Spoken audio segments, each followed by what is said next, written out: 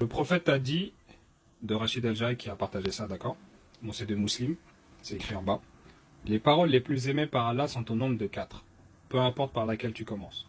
Subhanallah, Alhamdulillah, La ilaha illallah, Allahu Akbar. Quand on lit ça, on peut se dire, c'est vrai, c'est que du bénéfique. Parce que c'est des belles paroles, ça. Subhanallah, Alhamdulillah, La ilaha illallah, surtout.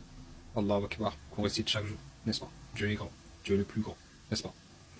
Et quand on lit ça, on peut se dire, c'est un plus, on le lit, on se dit, ah, intéressant, et puis on passe. Mais je peux vous assurer que même cette phrase-là est fausse, et les prophètes n'ont pas pu la dire, et je vais vous expliquer pourquoi tout de suite. Il y a déjà la réponse encore dans le livre de Dieu concernant les paroles. Quel est le type de parole que Dieu aime le plus? On a déjà la réponse dans le livre. Il y a un verset, je vous le mettrai ici. Il a plusieurs traductions, mais je vais sortir une traduction fiable, en tout cas intéressante, qui dit que et qui fait plus belle parole en fait que celui qui fait bonne œuvre et appelle à son Seigneur. Tu vois.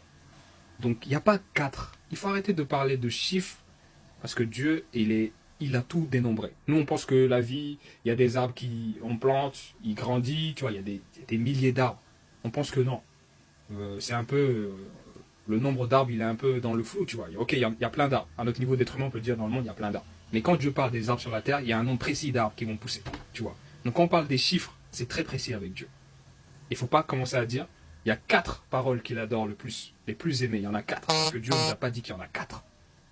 Vous devez sortir une source fiable qui vous dit qu'il y en a 4. Mais là, ce n'est pas une source fiable, musulmane.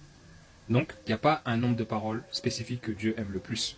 Mais, il y a un type de parole que si vous adoptez ce type de parole, ça fait partie des meilleures œuvres aux yeux de Dieu.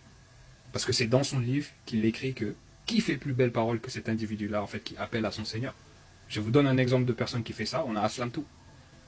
Vous avez vu son contenu, il vous met des références bibliques, etc. Il est en train d'appeler à son Seigneur, il est en train de faire la meilleure œuvre possible sur cette terre. J'espère que vous comprenez. Donc, c'est faux. Malheureusement, même ça, on se dit, c'est rien, mais c'est quelque chose. C'est mentir sur Dieu en disant ça. Tu vois. Il y a déjà la réponse dans le Coran, j'espère que vous me comprenez. D'accord? Salam alaikum.